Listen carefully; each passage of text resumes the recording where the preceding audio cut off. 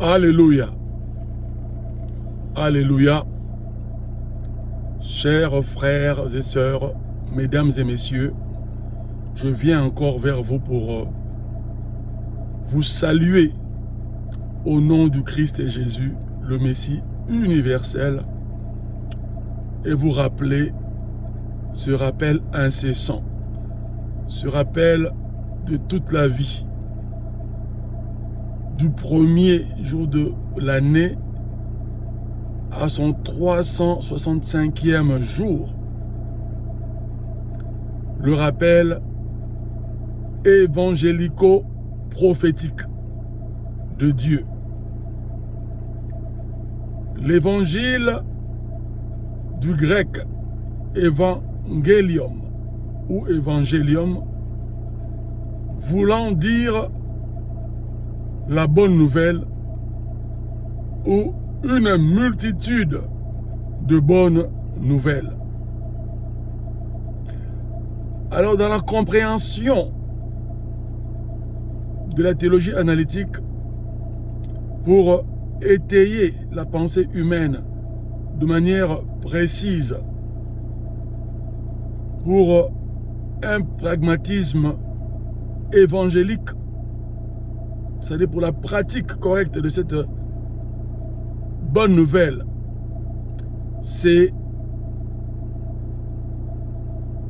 une multitude de nouvelles, c'est-à-dire les bonnes nouvelles au pluriel. Pourquoi les bonnes nouvelles alors que c'est la bonne nouvelle? C'est-à-dire la bonne nouvelle de Dieu rassemble toutes ses promesses qu'il a faites à l'humanité de prédominer dans son territoire, dans son environnement qui est le globe, et de vivre en unité humaine, en harmonie humaine.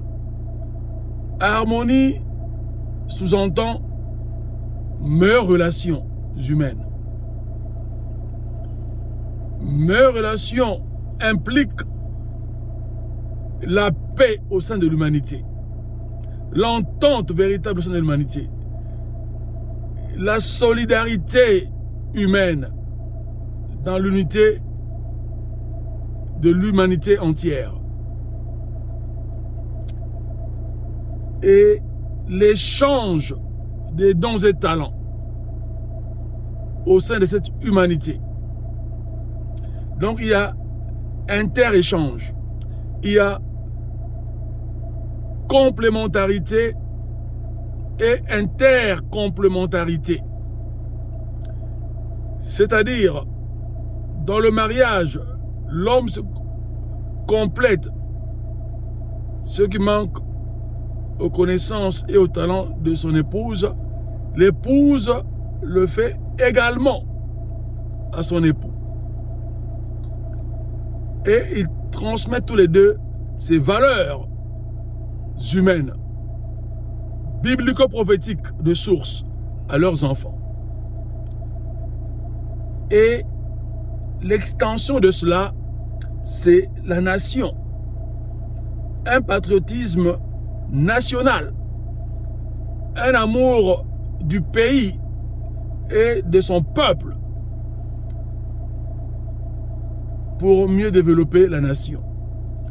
Et puis ça va s'étendre sur l'échelle internationale. Donc, le pays dit nation et État organisé doit avoir des relations diplomatiques correctes avec des valeurs démocratiques et humaines correctes. Parce que la démocratie humaine, c'est ce que Christ a dit, le commandement qu'il nous a donné à l'humanité, complétant le premier. Aime ton prochain comme toi-même. Quand on aime son prochain comme soi-même, automatiquement, on aime Dieu de manière sincère. Parce que Dieu se trouve et se voit à travers ton prochain, comme il se voit à travers toi-même. Donc ton prochain est le miroir de Dieu. Tu dois voir Dieu, son amour, sa grandeur, sa puissance, sa miséricorde au travers de ton prochain. Et lui aussi doit le faire et agir envers toi. C'est ça l'humanité dans cette dualité multiple qui constitue les nations humaines sur le globe. Dieu est incomparable. Il nous aime d'un amour incomparable et inconditionnel.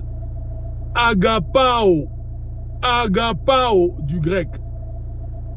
En français, l'on dit agapé. Mais c'est un nom grec, une terminologie grecque qui a une définition divine, profonde, qui imprime Dieu, qui présente Dieu dans sa nature divine. Dieu est amour. Et son amour, c'est la preuve qu'il a créé toutes les créatures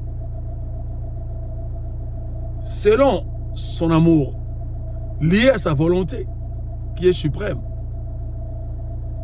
Dieu s'aime lui-même et il créa l'être humain à son image et à sa ressemblance, pour que l'être humain puisse refléter Dieu dans son vécu, dans sa vie sur terre, dans son milieu d'évolution, dans la ville, le village, le pays de sa résidence.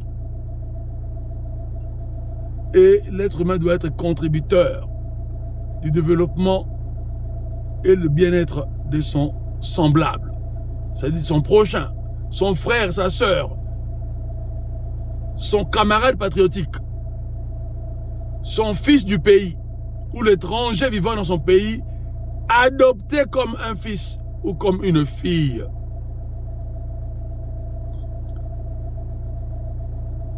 C'est ainsi que, par exemple, en RDC, lorsque le peuple comprendra que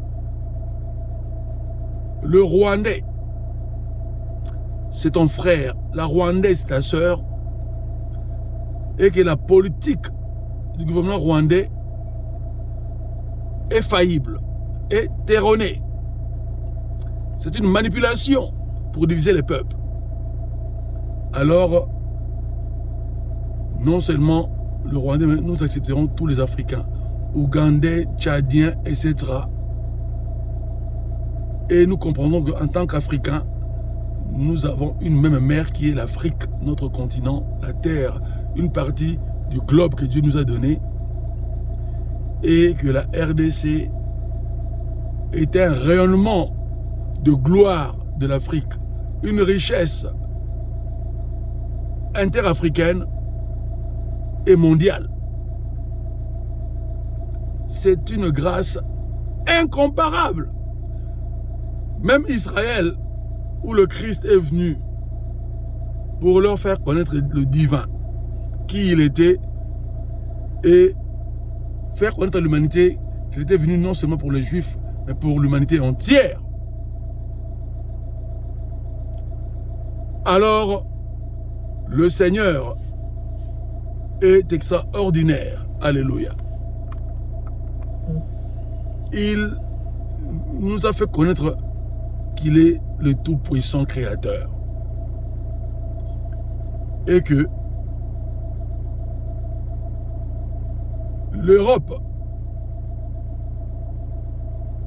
par sa curiosité et sa recherche de la science, devait migrer vers l'Afrique. Et puis immigrer en Afrique.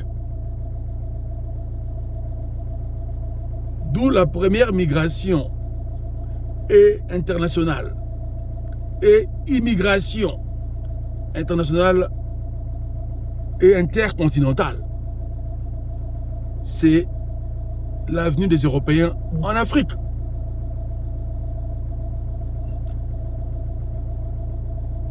Et cette colonie qui a été mal faite, que les Européens n'ont même pas compris parce qu'ils ont été éblouis et envoûtés par Satan, par la richesse qu'ils ont découverte en Afrique, surtout dans le pays les plus riches tels le Congo RDC, l'Angola, le Nigeria, l'Afrique du Sud. Et les plus riches de tous ces pays-là, c'est le Congo RDC. Le paradis mondial du globe. La source et la richesse intarissable du globe. C'est la République démocratique du Congo. Ex-Zaïre. Mais le Congo RDC vit un enfer sur terre dans la majorité de son peuple. Les 95% des Congolais vivent l'enfer sur terre, ou le 95%, comme l'on dit dans le belgicisme, le français belge, dont le Congo a adopté par la colonisation. 95%. 95%, c'est le français, du peuple congolais qui croupissent sous la malédiction de la pauvreté. Et cette malédiction est due à l'ignorance de Dieu et à des déviations des valeurs humaines qui sont bibliques, qui sont évangéliques et prophétiques. Le développement de l'Europe tient incontestablement de la Bible, la Sainte Bible, la connaissance évangélico-prophétique des dieux. Même si dans leurs États aujourd'hui, ils sont dans Illuminatis avec les États-Unis, tous les pays de l'OTAN et leurs chefs d'État, ils ont embrassé le diable pour préserver un pouvoir maléfique et prédominer injustement sur le globe, sur l'humanité. Mais le concept de leurs États, le fonctionnement de leurs États, particulièrement en Europe occidentale, leur démocratie tient de la Bible. C'est pour ça qu'ils sont bénis économiquement, socialement. Mais leur politique étrangère demeure une grosse erreur, un cataclysme de réflexion, une catastrophe de politique internationale inhumaine. Pourquoi? Parce que la politique est liée à l'humanité et l'humanité politiquement prime, évoque des valeurs démocratiques correctes. La démocratie, dans sa plus simple définition, veut dire le pouvoir obtenu par le peuple pour le droit commun du peuple. D'où le pouvoir du peuple par le peuple et pour le peuple. Donc, qu'est-ce qu'un pouvoir du peuple si le peuple n'a pas tous ses droits? Qu'est-ce qu'une démocratie si le peuple croupit dans la misère la plus totale? Même en Europe, il y a le chômage. Plus de 550 000 Français répertoriés statistiquement sont au chômage. 1,5 million. Mais c'est plus que cela, parce qu'il y a beaucoup de chômeurs non recensés, qui sont français, qui sont allés travailler, c'est-à-dire qui ont immigré en Afrique et dans les Amériques, ou en Asie, ou en Australie, c'est-à-dire dans les parties du globe. Il y en a aussi qui se retrouvent en France, à Paris comme dans ces provinces, qui ne sont pas répertoriées dans l'État, mais qui travaillent par des petits jobs, le débrouillardisme à l'Occident. Mais ce sont des choses qu'on ne parle pas aux informations des chaînes européennes occidentales. Donc, en scrutant les bouquins et en vivant en Europe, en regardant le système de vie européen, vous verrez que vous comprendrez vite que la démocratie, même européenne, est aussi erronée dans sa politique et encore plus, davantage, dans sa politique internationale. Pourquoi? Parce que chaque pays d'Europe évolue. Et puis, les Européens se sont unis pour faire un bloc de force et renforcer leur richesse. Les pays les plus riches aident les pays les plus pauvres. C'est ainsi qu'ils se sont unis en Europe de 27. Avant, c'était l'Europe de 10. Ils sont devenus maintenant l'Europe de 27 États. Et vous verrez que dans ces 27 États, les États les plus riches ne sont qu'une dizaine. Mais les autres ont été rajoutés et ils veulent encore étendre cela. Pour faire une grande puissance européenne, internationale également, d'où mondiale. C'est la même politique qu'aux États-Unis, où les propriétaires se sont fédéralisés en politique avec l'argent de l'esclavage, de toutes les plantations de coton, où les Noirs ont croupi et ont été mutilés en génocide et qu'on n'en parle pas. Maintenant, cet esclavagisme est maquillé comme une belle action dans sa finalité, c'est-à-dire la liberté que les Américains, Nord-Américains ont donnée aux Noirs esclaves. Mais aujourd'hui, cet esclavage continue dans une forme politico-économique interne au sein des États-Unis d'Amérique. Alléluia. Dieu est extraordinaire. Il est merveilleux. Et il appelle l'humanité à faire sa volonté. Alléluia.